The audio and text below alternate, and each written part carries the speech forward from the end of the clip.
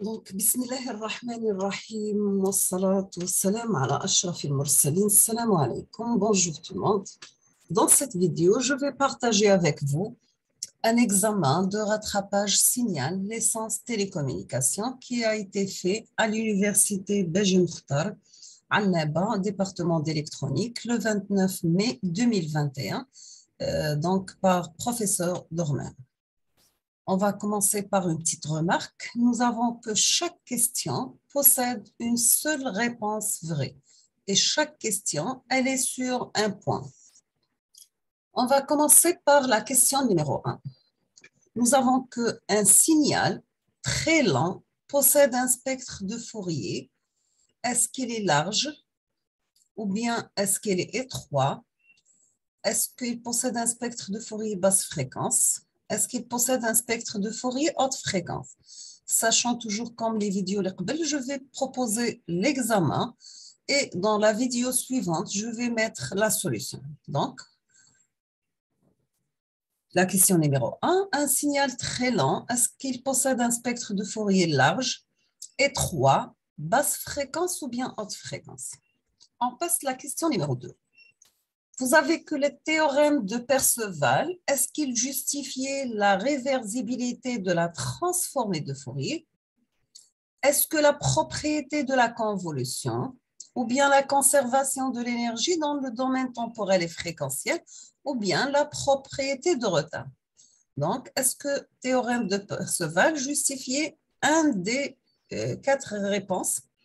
Est-ce que la réversibilité de la transformée de Fourier, la propriété de la convolution, la conservation de l'énergie dans le domaine temporel et fréquentiel, ou bien est-ce que la propriété de retard? On passe à la question numéro 3. Soit un signal x de t donné par l'équation x de t égale à 4 cosinus de pi 10 à la puissance 5 fois t plus 2 fois cosinus 4 pi 10 à la puissance 5 fois t plus cosinus 20 pi 10 puissance 5 fois t. Est-ce que ce signal est-il périodique? Est-ce que la fréquence du signal elle est de 10 par 10 puissance 5 Hz? Est-ce que sa puissance moyenne totale elle égale à 10,5? Est-ce qu'il n'est pas centré? Donc, si nous avons un signal donné par l'équation suivante, 4 cosinus 2 pi 10 puissance 5t plus 2 cosinus 4 pi 10 puissance 5t plus cosinus 20 pi 10 puissance 5t.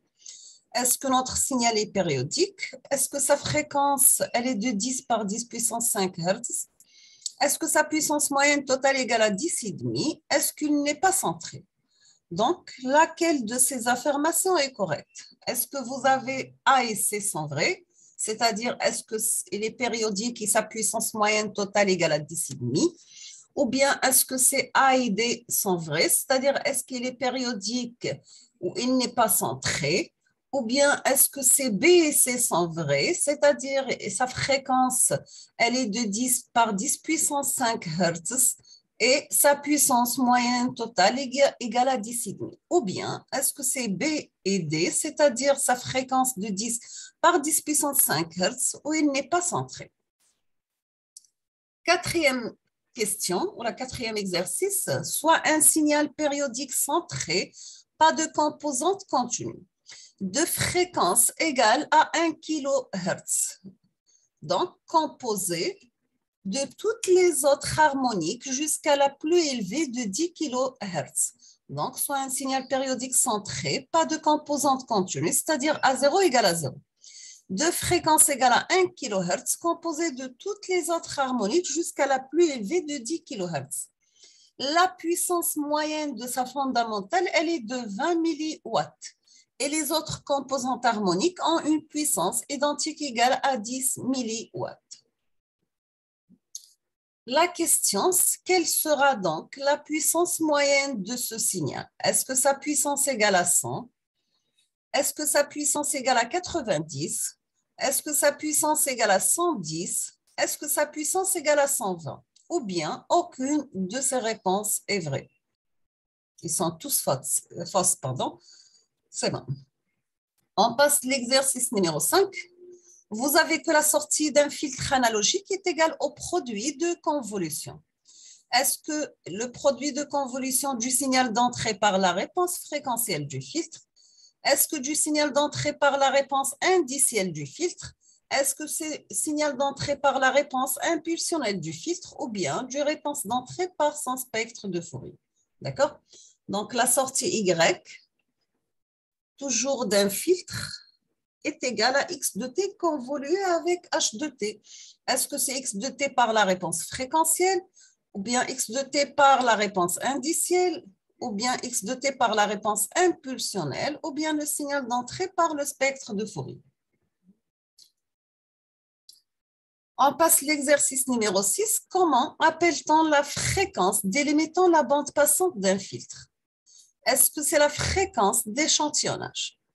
Est-ce que c'est la fréquence de coupure?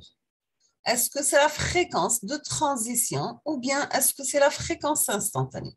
Donc, la fréquence délimitant la bande passante d'un filtre, est-ce que c'est la fréquence d'échantillonnage, la fréquence de coupure, la fréquence de transition ou bien la fréquence instantanée? Donc, soit un filtre passe-bas idéal de fréquence de coupure égale à 1,5 kHz. Donc, parmi les fréquences ci-dessous, lesquelles pourront le traverser, il y en a 3. Est-ce que 1200 Hz, donc c'est un filtre passe-bas, donc la fréquence doit être inférieure à 1,5 kg. Est-ce que c'est 1200 Hz ou 1,2 kg, 1,6 kg ou bien 2 kHz? Ou bien c'est 0,5 kg, 10 puissance moins 3 MHz. Donc, là, vous avez 3 réponses qui sont justes. La question numéro 8, soit un filtre passe au idéal de fréquence de coupure égale à 1,5 kHz. Donc, parmi les fréquences ci-dessous, laquelle pourront le traverser? Il y en a 2 réponses qui sont justes. Donc, c'est un filtre passe haut de fréquence de coupure 1,5. Donc, il faut que les fréquences soient supérieures à 1,5 qui traverse le filtre, bien sûr. Est-ce que 1200 Hz, c'est juste ou non? 1600 Hz, 2 kg, 0 par 5 kg, 10 puissance moins 3 MHz. Donc, c'est 1200 Hz, 1600 Hz, 2 kHz, 0,5 kHz, 10 puissance moins 3 MHz. Nous avons un modulateur AM, c'est une modulation d'amplitude, est un système linéaire. Est-ce que c'est vrai ou faux? Donc, un modulateur, modulation d'amplitude, est-ce que c'est un système linéaire? Est-ce que c'est vrai ou faux? 10e question. Un modulateur AM, modulation d'amplitude, est un système invariant. Est-ce que c'est vrai ou bien c'est faux? Est-ce que le modulateur AM, c'est modulation d'amplitude est un système invariant, vrai ou faux? 11e question. Soit X une variable aléatoire avec la fonction de densité de probabilité f de x égale à 0,4 pour la valeur absolue de x inférieure à 1, ou bien x compris entre moins 1 et plus 1. F de x égale à 0,1 pour la valeur absolue de x compris entre 1 et 2 et f de x égale à 0 ailleurs. On vous demande est-ce que la probabilité P de x compris entre 0,5 et 5, elle est de 0,3 ou bien 0,5, 0,4 ou bien 0,8 ou bien aucune des valeurs mentionnées ci-dessous n'est correcte. Donc, x est une variable aléatoire avec une fonction de densité de probabilité. F de x est égal à 0,4 pour x en valeur absolue inférieure à 1. F de x égale à 0,1 pour x compris entre 1 et 2 en valeur absolue. Et f de x égale à 0 ailleurs. Est-ce que c'est la probabilité pour que x compris entre 0,5 et 5 égale à 0,3, 0,5, 0,4, 0,8? Aucune des valeurs mentionnées ci-dessous n'est correcte. La question numéro 12, soit x le nombre de faces obtenues en son lanceur indépendant d'une pièce de monnaie non truquée. Alors, x est une variable aléatoire binomiale avec la variance de x égale à 50 et l'espérance de x égale à 50. La variance de x égale à 25 et l'espérance de x égale à 100. La variance de x égale à 50 ou l'espérance de x égale à 100. La variance de x égale à 25 ou l'espérance de x égale à 50. Donc, quelle est la bonne réponse? La question numéro 13. Considérant le process aléatoire grand X de t qui est égal à U plus 2V par t. U, c'est une variable aléatoire gaussienne de moyenne nulle et V, c'est une variable aléatoire uniformément répartie entre 0 et 5.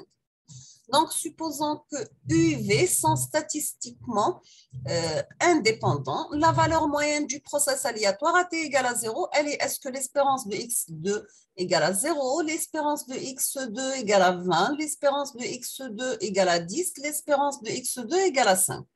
Donc, ou bien aucune des solutions précédentes. La question numéro 14, considérant un process aléatoire x de t égale à 10 v de t plus 20.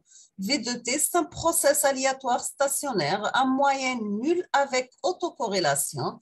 RVV de taux égale à 2 par exponentielle moins 5, la valeur absolue de taux. La puissance et la variance de x de t, est-ce que la puissance égale à 1000 et la variance égale à 200? La puissance égale à 500 et la variance égale à 100. La puissance égale à 600 et la variance égale à 200. La puissance égale à 200 et la variance égale à 100. Aucune des solutions précédentes.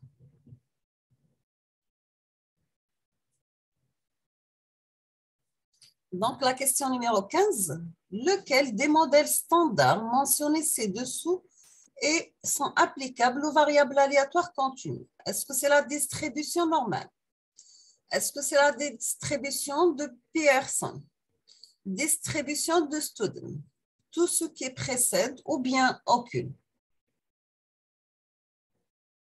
Nous avons un tableau tel que le nombre n de voitures vendues dans succursale donné défini une variable aléatoire grand N. On établit que grand N suit la loi suivante.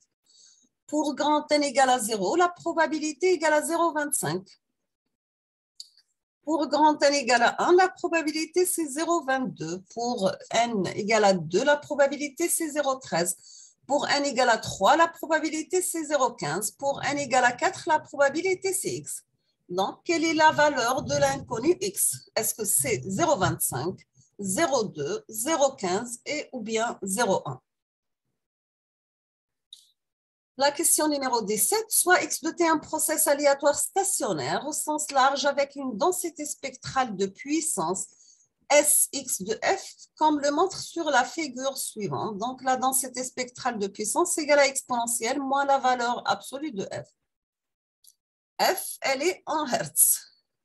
Est-ce que le process aléatoire X de t et l'entrée d'un filtre passe-bas idéal avec la réponse en fréquence H de f donné par H de f égale à 1 pour f en valeur absolue inférieure à 1 demi-Hertz, ou bien H de f égale à 0 pour f en valeur absolue soit supérieure à 1 demi-Hertz, sachant que la sortie du filtre passe-bas, elle est Y de t.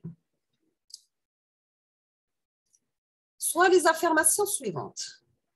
Nous avons que l'espérance de Y de t égale l'espérance de X de t. L'espérance de x carré de t, c'est l'espérance de y carré de t. Est-ce que c'est l'espérance de y carré de t supérieure à l'espérance de x carré de t? Est-ce que la question, vous avez seule la réponse numéro 1 est vraie? Est-ce que, deuxième choix, la réponse 2 et 3 sont vraies? Troisième choix, seuls 1 ou 2 sont vrais. Le choix numéro 4, seule la réponse 1 et la réponse 3 sont vraies. On vous demande de donner l'allure de la densité spectrale de Y de t de la question précédente. On termine avec 19 et 20. Nous avons toujours à propos de la question 17. Que peut-on dire de Rxx de 0? Elle est plus grande que Ryy de 0. Elle est plus petite que Ryy de 0. Elle est égale à Ryy de 0, on ne peut rien dire. On termine avec la question numéro 20. Vous avez l'écart type d'une variable aléatoire, c'est la valeur efficace de la composante continue de cette variable aléatoire V1. Est-ce que la valeur efficace de la composante alternative AC est la variable aléatoire? Le choix numéro 3, ni la composante continue, ni la composante alternative. Choix numéro 4, aucune des réponses proposées précédemment. Donc, nous sommes arrivés à la fin de sujet d'examen de rattrapage de traitement de signal destiné pour les licences, donc licence 3 normalement. Je vous remercie infiniment pour votre attention. La solution, ça sera dans la vidéo suivante. D'accord? Donc, je vous remercie et à la prochaine, Inch'Allah.